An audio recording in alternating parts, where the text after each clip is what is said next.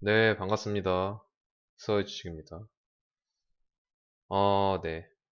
오늘은 이제 삼성전자 이야기를 좀 해보려고 해요. 삼성전자 이야기.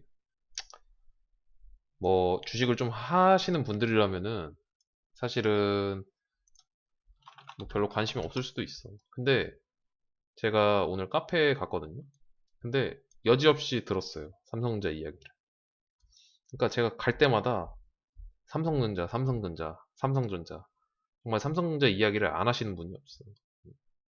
그만큼 삼성전자가 거의 지금 많이 바뀌었더라고. 거의 뭐 적금같이, 예금 적금같이 많이 바뀌었더라고. 이거 떨어져도 상관없다. 이렇게 바뀐 것 같아요. 그 분할을 하고 난 뒤에는. 그래서 오늘은 삼성전자 곱하기 2, 곱하기 2 이야기를 해보려고요. 실제로 삼성전자 곱하기 2라는 종목은 없어요. 종목은 없고, 그 ETF는 있죠. 뭐, 코덱스 200 인버스, 이거 보시면은 인버스, 그러니까 지수 내려가는 거에 2배 추정을 하는 거죠. 그래서 이런 것들이나 레버리지 이런 것들은 2배씩 하거든요. ETF에서. 근데 종목 2배는 없어요.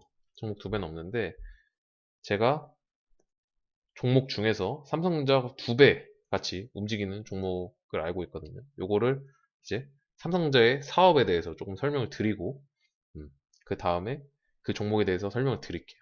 아시죠? 그래서 우선 삼성전자 사업에 대해서 간단하게 좀 말씀드릴게요.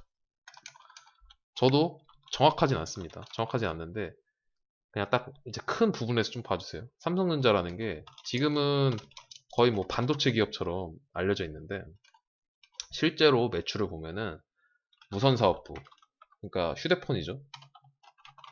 얘네가 훨씬 매출이 더 많고요. 훨씬은 아니고 무선 사업부가 매출이 더 많고 그다음 반도체, 그다음에가 뭐 가전 등 이렇게 갑니다. 근데 삼성전자가 또 특이한 게 관계사도 굉장히 많아요. 뭐 예를 들어서 삼성 바이오로직스 이런 거 같은 회사의 관계사예요. 그럼 관계사가 뭐냐면 말 그대로 지분을 갖고 있다는 거예요. 음. 그러니까 지분을 많이 갖고 있으면 실제로 지배를 하는 거죠. 네. 그러니까 삼성전자 주식을 산 게 그 일정 비율로는 삼성 바이오로직스 주식을 산 거나 마찬가지 효과예요. 그렇게 지분을 가지고 있으면. 아시죠? 어찌됐든 이런 식으로 구성이 되어 있는데 지금 돈을 가장 많이 벌어다 주는 건 반도체죠. 무선사업부 가전보다는. 그래서 반도체에 대해서 또 이야기를 해볼게요. 이 반도체에도 또 사업부가 또 나뉘어요. 근데 지금 대표적으로 뭐가 나느냐? 메모리 사업부가 있고요. 시스템 반도체 사업부. 이런 식으로 나눠볼게요. 이렇게 있어요. 그럼 메모리 사업부가 뭐냐면 흔히 우리가 아는 그 여러분들 그 하드디스크 아시죠? 그 다음에 SSD 이런 것들. 그러니까 즉 데이터를 저장하는 이런 것들이 이제 메모리 사업부에서 하는 거예요. 이런 것들을 하는 게 삼성전자 대표 매출이고 이게 원래는 삼성전자 기술이 아니었는데 그 낸드 기술 아시죠? 네. 도시바에서 갖다 팔았죠. 그 가치를 모르고. 그래가지고 어, 삼성전자에서 사가지고 지금 엄청난 매출을 내고 있는 겁니다. 근데 이것뿐만 아니라 지금 시스템 반도체 사업부라는 게 있어요. 시스템 반도체 사업부에 뭐가 있냐면 뭐 같은 말로긴 한데 비메모리 반도체 그리고 파운드리 이렇게 할 수 있어요. 그럼 비메모리 반도체는 뭐냐? 여러분들 그 CPU 아세요? CPU. 그러니까 이거는 이제 데이터를 저장하는 거고 CPU는 두뇌 같은 거예요, 두뇌. 그러니까 예를 들어서 컴퓨터에 뭐 그 CPU 같은 게 들어가잖아요. 그리고 휴대폰에도 그 칩이라는 게 들어가잖아요. 뭐 엑시노스, 삼성으로 치면 엑시노스라는 게 들어가고 등등등등.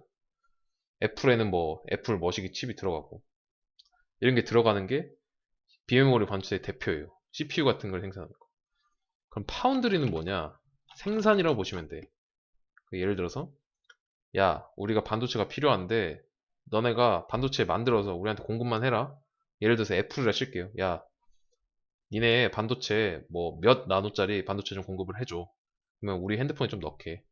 그러면은 오케이 하고 얘네는 반도체만 다다다다다 만들어가지고 납품을 하는 겁니다. 그러면 애플에서 완제품을 만들어서 갖다 파는 거죠. 이게 파운드리 부문이에요. 그러면은 지금 제일 핫한 게 뭐냐? 음?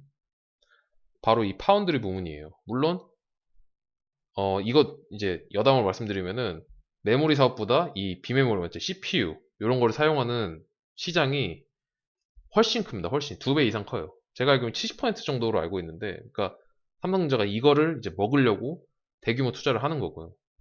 아시죠? 그래서 요거에 대해서 지금 설명을 해드리려고요. 어쨌든 이건 다 빼고 이 파운드리 부문에 대해서 지금 왜 슈퍼사이클 하잖아요. 그게 뭐냐면 반도체라는 것이 이제 하다 보면은 속도가 계속 이제 빨라져야 되잖아요. 뭐 어떤 기기든 간에 슈퍼컴퓨터든 그러려면은 반도체를 바꿔줘야 돼. 근데 그 시기가 도래를 한 거예요. 그 슈퍼사이클 나왔던 게 3년 전인가 아마 2018년인가 그리고 19년도인가 정확하게 기억이 안 나는데 어쨌든 그 슈퍼사이클이 돌아온 거야. 그래서 지금 반도체가 부족한 거예요. 더불어서 이번에 코로나 때문에 굉장히 그 이제 대면이 아니라 비대면으로 하다 보니까 기기에 대한 수요가 더 많아진 거예요. 데이터도 많아지고. 그래서 더 빨라지는 겁니다. 그래서 지금 파운드리, 생산, 이게 반도체가 부족해서 생산을 못할 지경이에요. 지금 그 정도로 반도체 시장이 완전 화랑이죠. 근데 파운드리 부분에서 나노라 부르죠. 단위가. 이 미세 나노는 삼성전자가 1등입니다. 그러니까 뭐 중국이든 뭐 미국이든 뭐 대만이든 다 따라하려고 하는데 지금 못 따라오고 있는 거예요. 그래서 지금 삼성전자가 부각받고 있는 거고요. 근데 이 파운드리 부문 있잖아요. 우리나라에도 또 하는 기업이 있어요. 어디가 있냐? 여러분들 삼성전자 SK하이닉스만 아시지만 오늘 이제 삼성전자 곱하기 2라고 불릴 종목이 이제 DBI텍이라는 종목이 있어요. DBI텍. 동부그룹이죠. 동부그룹인데 얘도 한때는 완전 그냥 적자 기업이었는데 지금은 좀 완전 효자로 바뀌었죠. 지금은. 이 DBI텍은 파운드리 전문 기업이에요. 그래서 실제로 세계적인 기업에도 반도체를 납품하고 있어요. 물론 삼성전자만큼 미세는 아니지만. 근데 지금 삼성전자가 돈을 버는 게 이 파운드리에서 굉장히 돈을 많이 벌어들이고 있어. 근데 DBA텍도 돈을 버는 게 파운드리예요. 아시죠? 그래서 주가가 어떻게 되냐면 제가 보여드릴게요. 삼성전자를 이제 먼저 보여드리고 이게 키움 차트를 보시면은 여기 추가하는 게 있거든요. 여기 추가를 눌려서 DBI텍 쳐볼게요. 그리고 지표를 이렇게 딱 겹치면은 어떻게 되냐면 이게 주가 흐름이거든요. 잘 보시면 알겠지만 이 두 종목은 옛날에는 지금 이게 잠시만요. 다시 한번 해볼게요. 요거를 늘려놓고 추가 DBIT 이게 동시에 이게 안되네. 되네. 이렇게 해서 삼성전자 지표 공유 보시면은 이 두 종목이 이전에는 커플링이 되지 않았어요. 진짜 몇 년 전에는 얘가 올라가는데 얘는 내려가고 뭐 얘는 내려가는데 얘는 올라가고 주가 흐름이 다르죠. 근데 어느샌가 바뀌었냐면 딱 1년 2020년부터는 한 요때부터 19년도 하반기부터는 주가 흐름이 아예 똑같아졌어요. 올라갈 때 올라가고 내려갈 때 같이 내려가고 올라갈 때 같이 올라가고 내려갈 때 같이 내려가고 보이시죠? 올라갈 때 같이 올라가고 올라갈 때 같이 올라가고 내려갈 때 같이 내려가고 근데 뭐다? 얘네 두 기업이 커플링 되기 시작했어요. 시작한 게 아니라 이미 오래됐어요. 근데 이게 파운드리 매출이 계속해서 지속되는 이상 계속해서 커플링이 될 거예요. 똑같이 가기 때문에. 근데 문제가 뭐냐? 문제가 아니라 이 중요한 점이 뭐냐? 삼성전자가 예를 들어서 2%가 올랐어요. 많이 오른 거죠? 그러면은 DBI텍은 얼마 오르냐? 4% 올라요. 삼성전자가 예를 들어서 만약 3% 빠졌어요. DB하이텍은 막 5% 빠져요. 그러니까 그럼 이게 뭐죠? 유사 삼성전자 레버리지예요. 이렇게 돼버린 거예요. 왜? 파운드리 매출이 커지다 보니까 시장 정세서라도 똑같이 가는 겁니다. 똑같이. 차트는 이렇게 한번 보세요. 추가를 눌러서. 차트 흐름이 거의 유사합니다. 거의 유사. 그리고 장투하시는 분들한테는 이제 큰 그림만 보게 되니까 그림이 똑같다는 걸 이제 아실 거예요. 지금 삼성전자가 지지부진하죠. 지금 고점에 사신 분들은 10% 이상 다 물렸는데 DB하이텍은요 훨씬 더 큰 하락폭을 보여주죠. 근데 만약에 삼성전자가 반등을 이렇게 보여주잖아요. 그러면 DB하이텍은 이만큼 보여줄 겁니다. 그거는 커플링이 됐기 때문에 너무나도 뻔한 결과. 지금 삼성전자 시세 폭발했을 때 얘는 얼마씩 오르냐?